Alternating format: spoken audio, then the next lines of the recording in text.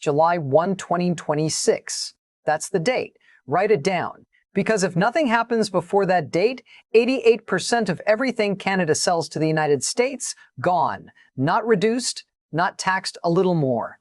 Gone overnight with no plan, no warning, and no backup. A man in Windsor, Ontario got a call from his plant manager in January. Not a layoff notice, not a recall date. Just 3 words. We don't know. He's been on partial employment insurance for 3 months. His mortgage is due in 3 weeks.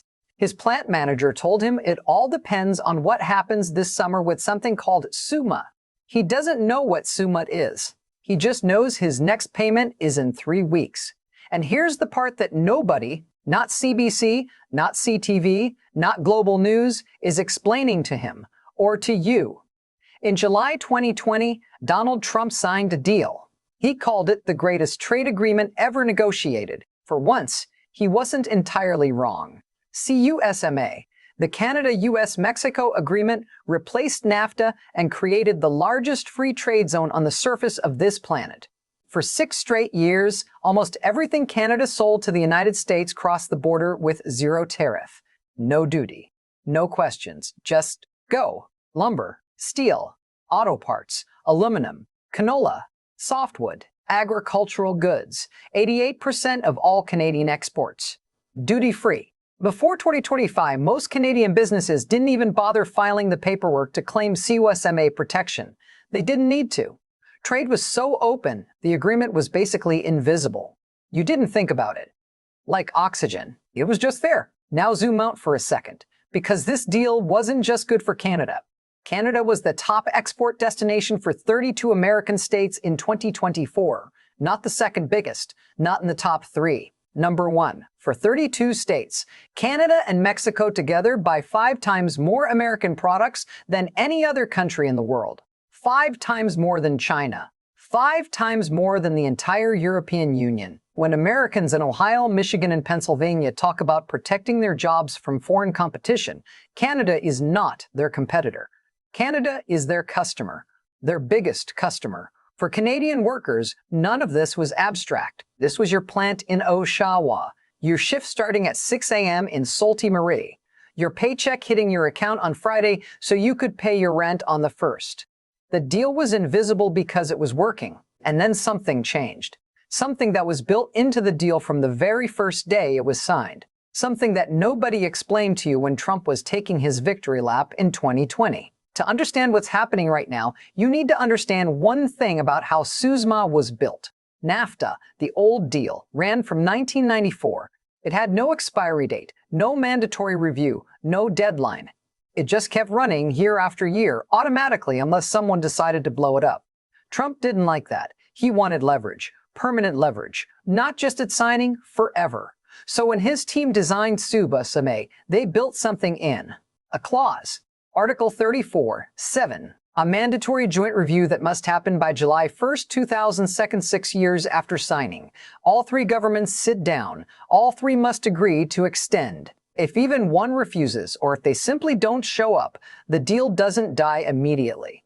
But it enters a state of annual reviews that can drag on until 2036. 16 years of uncertainty. No business can plan a 5-year expansion in that environment. No factory can justify a new production line. No executive can greenlight a hiring push when the trade rules might change every 12 months. Now here's the part Robert Lighthizer, the former U.S. trade representative who actually wrote this clause, has publicly admitted. He said the review mechanism was designed specifically to give the United States maximum leverage at renegotiation time, not a routine check-in, not standard practice. A weapon built into the floor of the deal on purpose by the man who wrote it, who admitted it. The CBC reports on the deadline.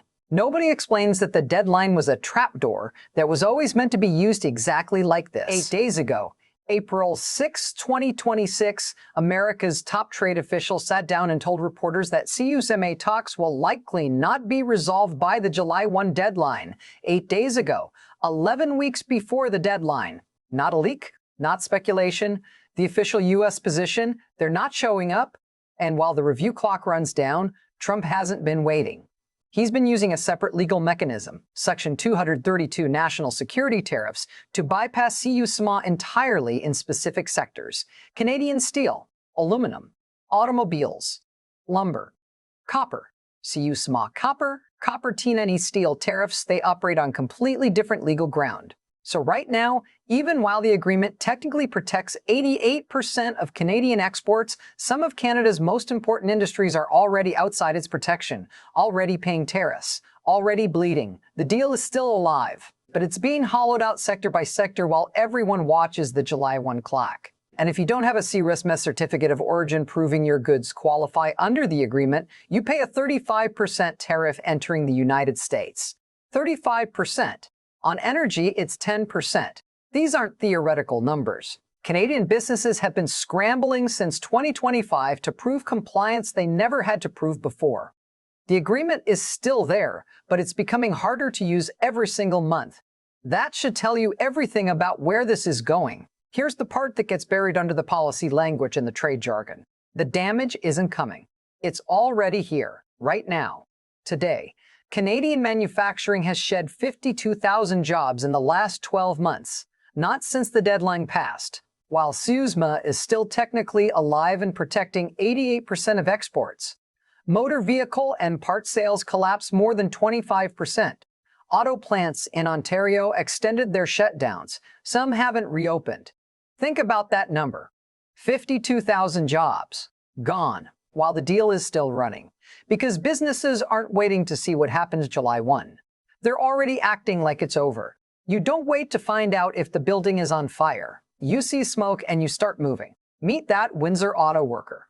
3 months on partial EI, mortgage due in 3 weeks, he's one of 52,000. Now meet a different face of the same crisis. In Sault Ste. Marie, the steel sector has been operating under Section 232 tariffs that USMCA can't block. Workers who spent 20 years building careers in Canadian steel are watching orders slow down and shifts get cut.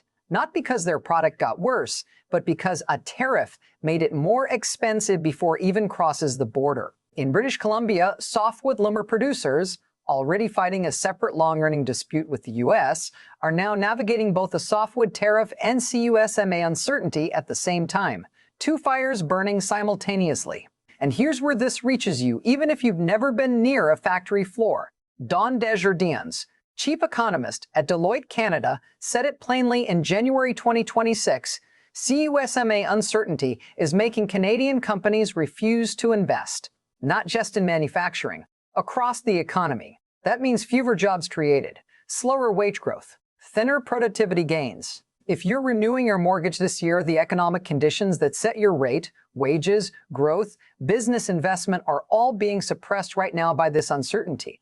Not by a Bank of Canada decision, not by inflation running hot, by the fact that nobody knows what happens July 1. The C.D. Howe Institute, co-chaired by former Alberta Premier Jason Kenney, published a stark warning companies are already postponing and reconsidering investments in Canada. And those impacts are worsening month by month. And last week, April 10th, 4 days ago, Canada's two largest industrial unions, Unifor and the United Steelworkers, released a joint statement. They said steel mills, auto plants, wood product facilities, and aluminum fabricators have slowed or shuttered production, leaving thousands of skilled workers unemployed. That's not a forecast. That already happened. B. Bruska, president of the Canadian Labour Congress, said it straight at a federal roundtable in January. Workers must come first. No trade deal at the expense of jobs, industry, or public services. The people doing the work are already feeling this. The question is whether the people making the decisions are moving fast enough. CBC will tell you there's a deadline. CTV will show you Carney shaking hands with someone in Brussels.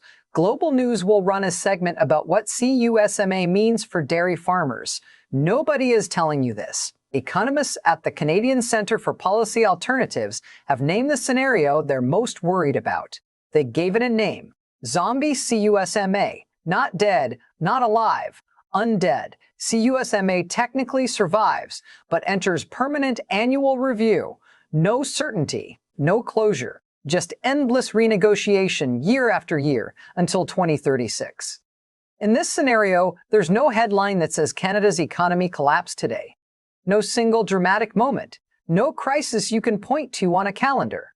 Just a slow, quiet bleed. Companies stop expanding. Quietly. Factories don't add shifts. Quietly.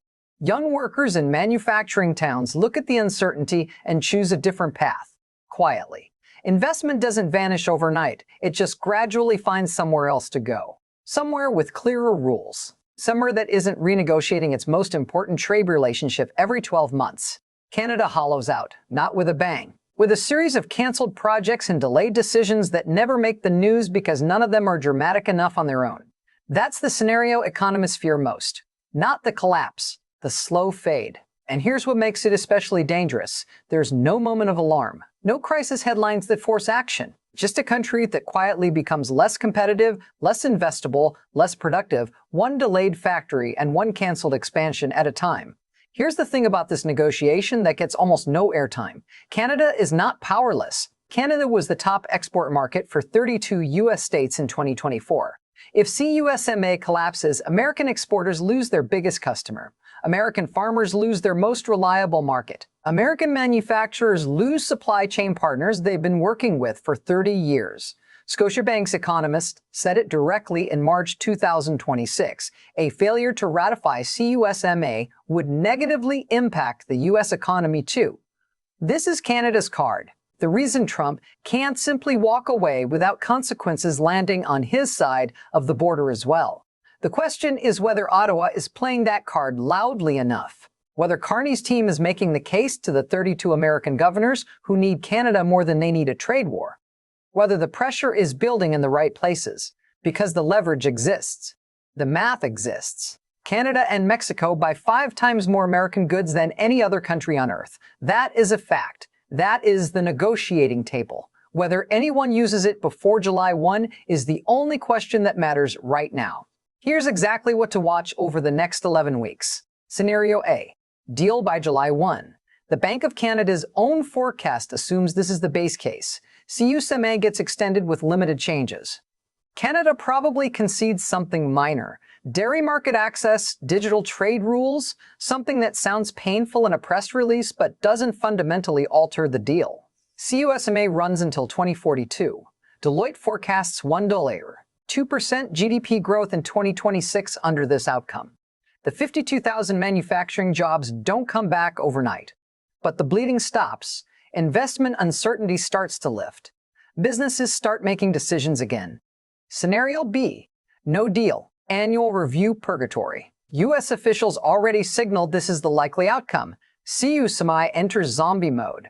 Scotiabank's model shows GDP falls between 0.6 and 1.9% relative to the renewal scenario within 12 months. A recession becomes likely by early 2027. And here's what nobody explains clearly about Scenario B. The Bank of Canada can cut rates all it wants. It cannot fix a trade shock the way it can fix a financial one. If the problem is that nobody is buying Canadian goods and nobody is willing to invest in a Canadian factory because the rules might change next year, cheap money doesn't solve that. You can make borrowing free. You cannot force someone to build a plant in Windsor when they don't know what their export costs look like in 2027. Lower rates help when people aren't spending. They don't help when the reason people aren't spending is structural uncertainty that monetary policy can't touch. That's why July 1 is different from every other economic risk you've heard about in the last 5 years. The man in Windsor still doesn't know what CUSMA is. He knows his plant manager said it depends on the summer. He knows his mortgage is due in 3 weeks. He knows that somewhere in Washington, people who have never visited Windsor, never driven through Oshawa, never set foot in a Canadian steel town, are deciding whether his shift comes back. July 1 is 11 weeks away. The U.S. side already told you they probably won't make it. The trapdoor, the one designed on purpose by the man who admits he designed it as a weapon, is still right there, under all of us. This video presents publicly available economic and policy information for educational purposes only. Dollar Rewind is an AI-assisted production. All statistics and quotes are sourced and linked in the description below. This is not financial or legal advice.